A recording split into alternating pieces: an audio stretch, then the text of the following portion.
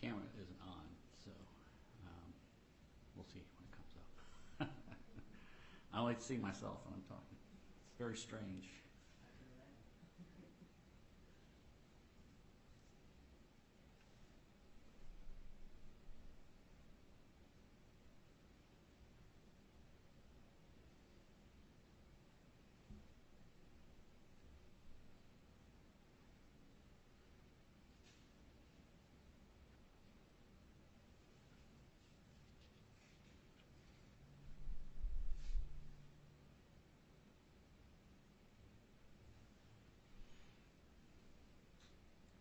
Don't need to see you, Mr. Scheffler.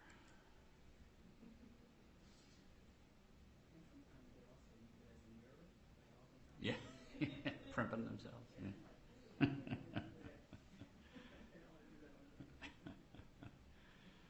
All right, let's go ahead and fire it up here.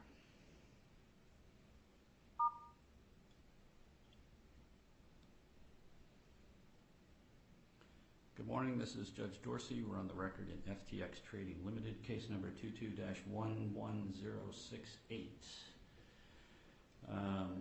Before we begin, let me just remind everyone that even though this hearing is remote, it is a formal court hearing.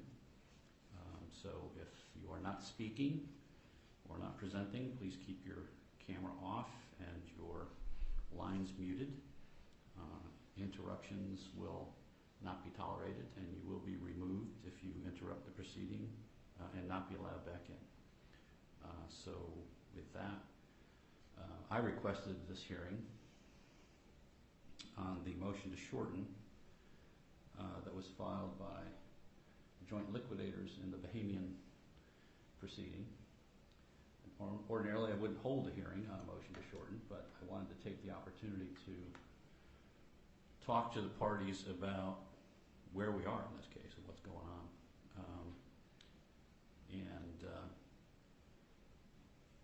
It seems to me, I understand that there's a lot of heated debate between the parties here over what's happening, but I do believe that there must be some path forward here to resolve the concerns of everybody involved.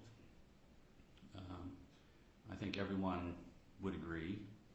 Mr. Bromley, I'll give you the chance to tell me I'm wrong if I'm wrong, but I think everyone agrees that the joint liquidators are entitled to the data and information that relates to their debtor entity that's in liquidation in the Bahamas.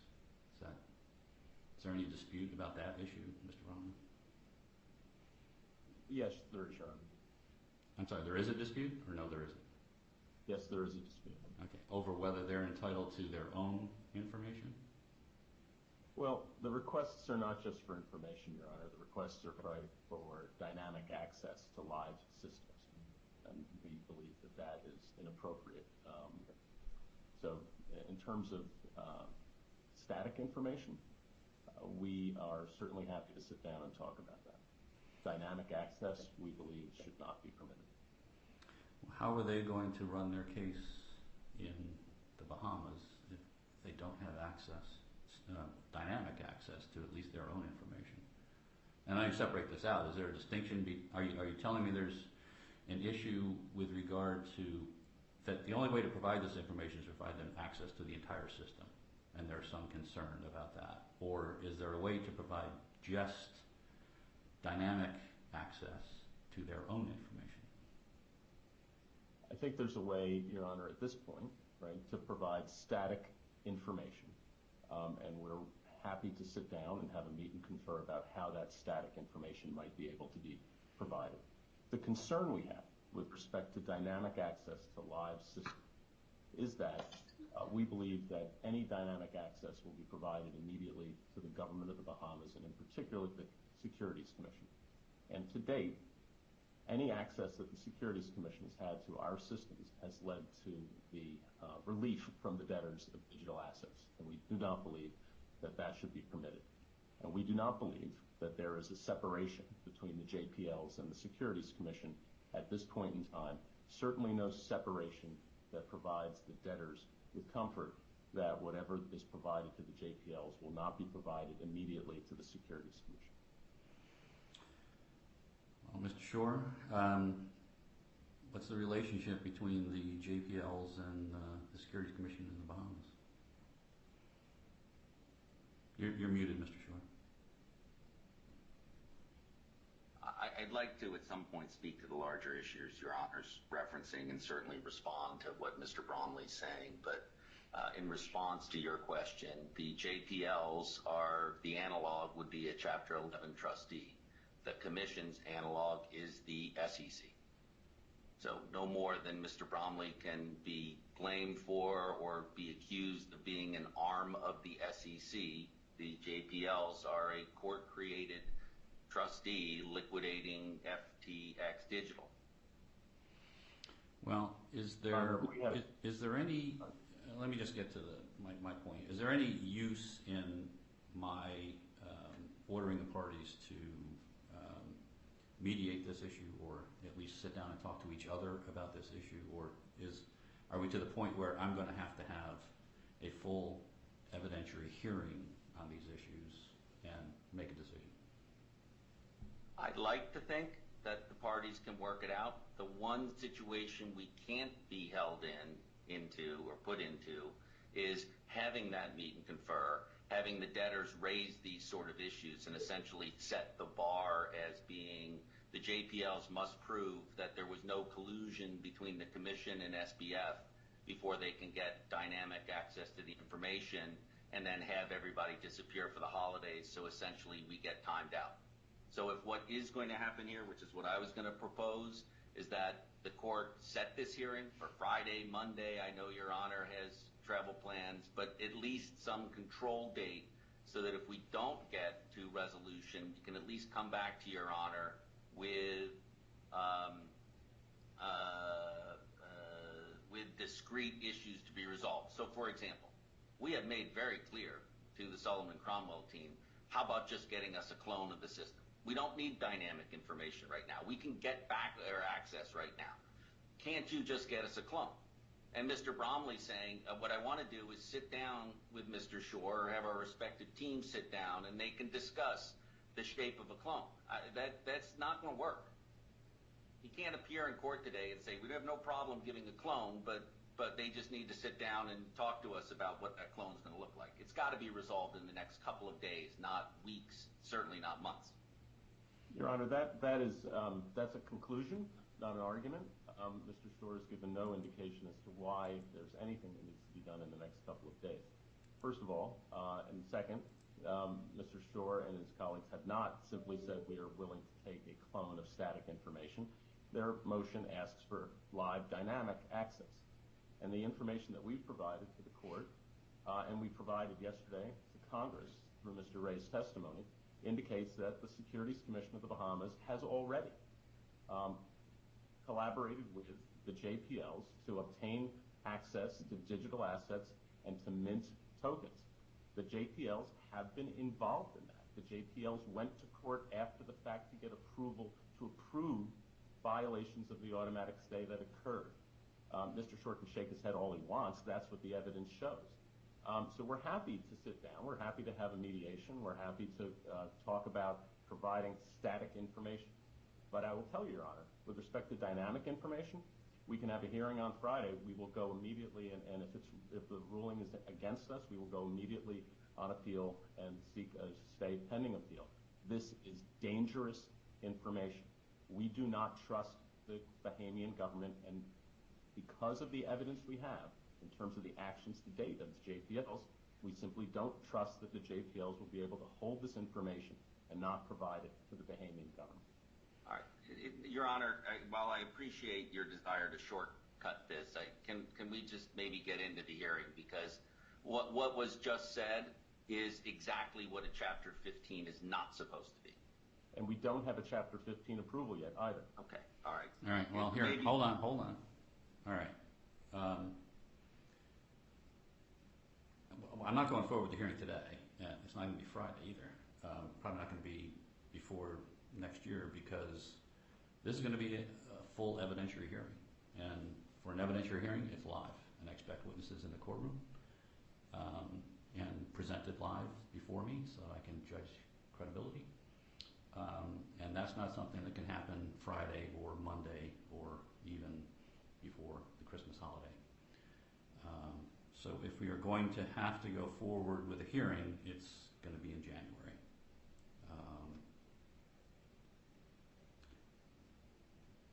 And I can give the parties January 6th, beginning at 9:30 a.m.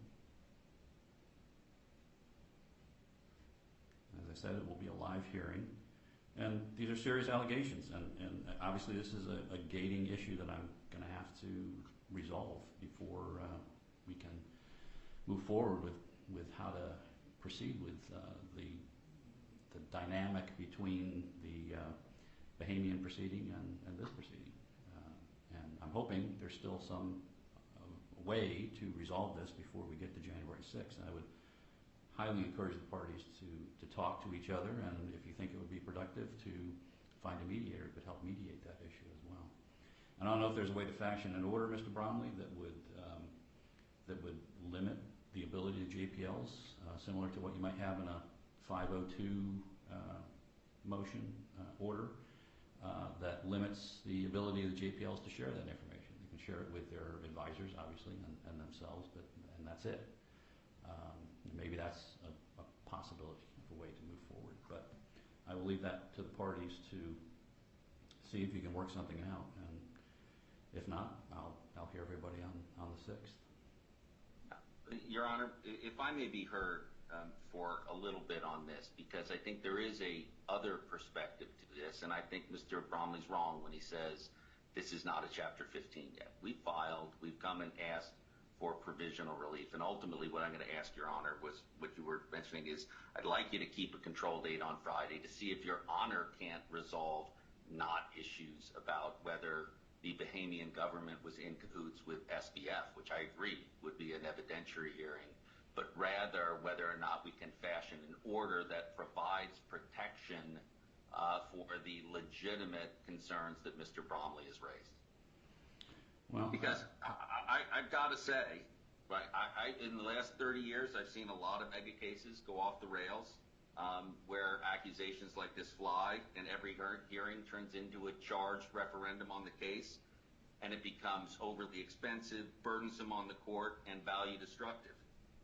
And so when the CRO of the debtor appears and testifies in front of Congress with respect to what the debtor is doing, the investigations that are going on, and that a foreign government has colluded with somebody who is jailed right now, we're at least tilting on the rails. And I just, on behalf of my client, it may come to that, but it's way too early in our case, for this case, to devolve. And I agree with Your Honor, there has got to be a way the professionals can work this out without getting into the kind of accusations that are flying. Right? To be clear, we filed a pleading this morning, Your Honor, that it attaches a declaration that Mr. Ray could not have seen, nor counsel could have seen, which belies this notion that what the commission was doing was working with SBF. In fact, the email they attach, where SBF says... All right, well, I'm not going to get into the merits of it at this point, Mr. Shore. We'll talk about that on the 6th if we get to it. Let's talk about the. Let's hold on, Mr. Shore. I want to move on. Let's talk about the 16th. We have the motion objecting to the seal by the U.S. trustee. Is the U.S. trustee on the line? Someone from the U.S. trustee? Yes, Your Honor. Juliet Sarkeesian for the U.S. trustee. Okay, Ms. Sarkeesian. I have some concerns about that hearing going forward on Friday from a number of perspectives. Number one, the motion implicates individual creditors, and there's no creditors committee yet. And I think the creditors committee would want to weigh in on that motion. Do we know yet when the committee will be formed? Your Honor, first I maybe apologies, not the right word, but We had hoped to have a committee formed by this time. We had a tremendous response, and people are located all over the world, and unfortunately it becomes a little bit difficult when people are in very different time zones, and there's a lot of complicated information, as I'm sure Your Honor can imagine. So we are moving as expeditiously as possible, and we hope to be filing a notice of appointment very soon. I can't say anything more than that, other than very soon. I do have concerns. They obviously have to choose counsel, and so I think there's certainly a reasonable possibility that they might not have counsel by Friday, or maybe they have it by Thursday, but there's not as much time as one would like for them to have. So Your Honor certainly brings up a valid concern. We had hoped it would be different. We had hoped that we would have a committee formed by this time, but the reality is, due to circumstances outside of our control, it has not yet happened. Okay. Yeah, I noticed that the trustee also objected to consolidated creditor matrix on similar grounds, on the redaction of the creditor information, I believe. Oh, Your Honor, that was the motion I was talking about. Oh, okay. So there was two motions, seal motions. One of them relates to the indemnification/exculpation motion, and I'll allow debtor to address that. But my understanding, based on discussions as well as the agenda, is that they are agreeing for that to be unsealed. Okay.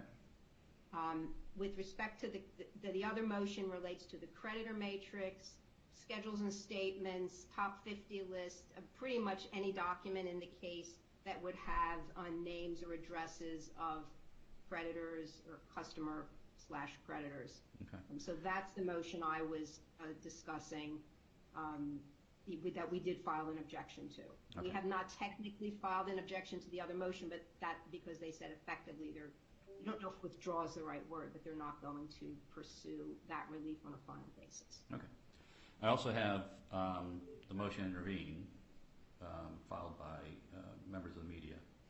I don't know if anyone plans on objecting to the motion to intervene, but I certainly want to give the media the opportunity to participate in that hearing as well.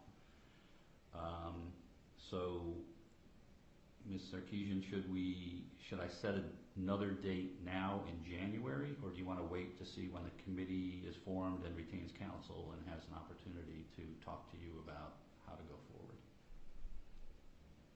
Well, so, Your Honor, I just want to be clear. So Your Honor is asking that the hearing on Friday on the motion to seal the creditor matrix be put off until after the committee is formed? Yes. Okay. I think, Your Honor, okay, so you want a date in January. I guess my feeling is it would probably be best if we could schedule that now. And I think a committee is going to be formed in very short order. We're not going to be in a situation, I pray, that we're in January and don't have a committee. So I think that scheduling it now would actually be very helpful. Okay. My first week of January is booked because I have a 2-day evidentiary hearing in another Chapter 15 on recognition for the 4th and the 5th. I've just scheduled the 6th for a hearing on the relief from stay from the liquidators. So it would have to be pushed into the week of January 9th. We do have a hearing already scheduled for the 11th, our second day hearing. We put it on that day. I do see that. Yes. All right. Does that work, Ms. Sarkeesian, to add it to the agenda for the second day hearing? I believe so, Your Honor. I don't see any problem with respect to that. I don't know what the debtors intend, if they intend to put any witnesses on, but I don't expect. My hope would be that it would not be, if there is testimony, that it will not be extensive. So hopefully that would fit into. If I could just ask, Your Honor, how much time you have on the 11th? Well, I have. Only an hour, that might be a problem.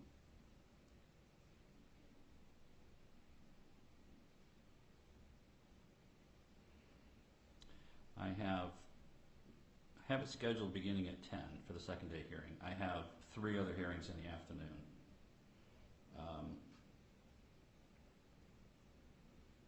Probably can't.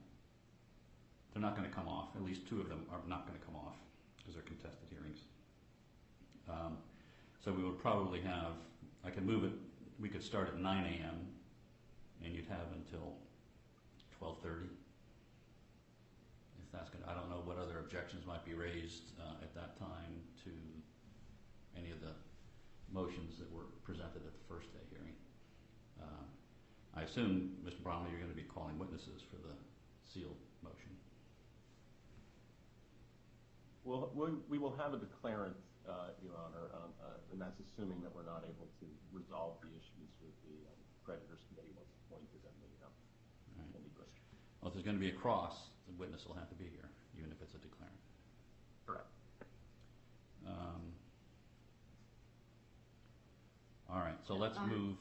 We're going to move that hearing then, Ms. Sarkeesian and Mr. Bromley, to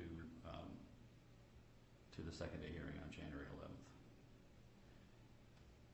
And Ms. Bromley, circling back on what Ms. Sarkeesian said about the indemnification motion, are we in agreement on that one? That's going to be unsealed?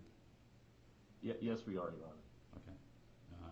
Your Honor, if I could just ask a favor for the start time for the hearing. I'm thinking, and Mr. Bromley can indicate otherwise, I'm thinking that 3 hours should be enough, and just based on my schedule, it would be much easier if we started at 9:30 if that did not inconvenience the court. Oh, Go ahead. We do have other things on. I'm sorry, Your Honor. We do have. It is our second day hearing, so we do have a fair amount on the calendar for that day. We're obviously going to work to resolve all of these issues, and I do respect Ms. Sarkeesian's time concerns, but That's okay. That's okay. If there's any issue, we'll start at 9. Okay. I'll make the arrangements. Okay. We'll continue to work to resolve the issues, just like we resolved the issues for the sealing on Friday. All right. The other possibility is we can always, I can try to rearrange and move my other hearings in the afternoon to the 12th, the next day. I will ask my chambers to do that, so that would free up the entire day for this case. Because I do have time. The other option is if we can't move any of those off from the 11th, I have time on the 12th in the afternoon, and we can always continue the second day hearing on the 12th in the afternoon. I mean, Your Honor, from my perspective, again, even with the other motions that are on for that date, I don't really expect this would take more than 3 hours or 3.5 hours. So I would not want to inconvenience, again, the court with trying to move the afternoon hearings. But I also don't know what other motions or applications the debtors might be filing, that, retention applications and whatnot that could be scheduled. So if the debtors feel that it's helpful for the court to try to move those afternoon hearings, I don't object. I don't want to inconvenience other people if it's not necessary. All right. Well, that brings me to the next issue, which is the liquidator's motion to dismiss that was filed on Monday and set for a hearing on the 11th, which Mr. Shore, in the future, if you that was not an omnibus date. That's a second day hearing, so it was not an open invitation to schedule something. You need to contact chambers to request a date for, particularly a motion like a motion to dismiss. I mean, that's going to be an evidentiary hearing. Understood, Your Honor. We'll do that in the future, and I will discuss it with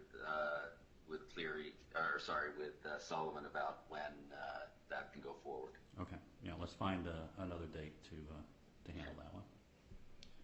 All right. That brings me to, I wanted to ask about the motion for recognition. Where are we on that, Mr. Shore? Are we going forward? What's happening? We're still trying to see if we couldn't resolve that. I think that's going to be part of a package of discussions that have to occur kind of now to see how we're proceeding. All right. Well, let's try to get that resolved as well here. So let me kind of circle back then to the request by Mr. Shore to have the 16th as, I guess it would be kind of a status conference on where the parties are on the issue of the relief from stay. Mr. Bromley, you have a position on that? Everyone was going to be available anyway, so I assume everybody's available. We are available, Your Honor, and we would like to have the opportunity to meet with the folks from White & Case. We would also like to include in that conversation the Securities Commission of Bahamas, who we think is an essential party to these conversations. Look, I think our view is that we would be amenable to mediation. We believe that before you go to mediation, you should at least sit down and try to talk about it. We know that the Commission has U.S. counsel because they have contacted us on other matters. We believe that they're hopefully now with Mr. Bankman-Fried in custody in the Bahamas, there might be a way forward that we can move along with a cooperative relationship. If this is going to be an attempt to seize control of these debtors' cases and move them to the Bahamas, we will fight them with all our strength. Let me ask, is there anyone on the call from the Bahamian Securities Commission, just by chance? Yes, Your Honor. This is Blair Rennie from Brown Redneck. This is Kenneth Olet, also from Brown Redneck, Your Honor. Okay. You can turn your cameras on so I can see you, please. And just to be clear, Your Honor, while we're attending the hearing to observe, we are not entering an appearance, and the Bahamas Security Commission is not consenting to personal jurisdiction in this court. Right. Well, I was only going to ask if you were willing to sit down with the joint liquidators and the debtors here to talk about a path forward. Your Honor, we will take it back to our client. We are always happy to discuss. Okay. I think it would be helpful, might help resolve some of the concerns that the debtors here have if they can talk to the Commission. So I would highly recommend doing that and encourage the Commission to participate in that discussion. All right. So I'll leave the 16th on then as a status conference to see where we are on this issue, on the motion to our motion for relief from the automatic stay and the turnover of the records, and we'll go from there. We'll discuss. I didn't set a date. Did I set a date for that one? I didn't set a date. We'll talk about that on Friday, I guess. When that would be. Or did I set it for that's what I set for the 6th, right? January 6th. Yes, okay. So that's set for the 6th. And we'll discuss on Friday, see where we are, and see if it's necessary to go forward on the 6th, or if there's something else I can do to help accommodate the parties' attempts at mediation. Good. What time on Friday, Your Honor? It is currently scheduled at 10 a.m. And we'll just leave it at 10. Very good. Okay. All right. And we'll be busy between now and then. I bet. Anything else? Mr. Landis, you turned your camera on. Do you have anything else? Yes, I did, Your Honor. I just wanted to note for the record, Adam Landis Rathing Cobb, co-counsel to the debtors. We will file an amended agenda reflecting Your Honor's rulings and the moving of the various hearings. We'll get that on the file as soon as possible. Okay, great. Thank you. I appreciate that. Okay, anything else then before we adjourn? Well, thank you, everybody. I appreciate everyone getting on the call on short notice, and hopefully we can continue to talk and move these things forward. Until then, I'll see everybody on Friday morning. Thank you very much, Your Honor. We're adjourned.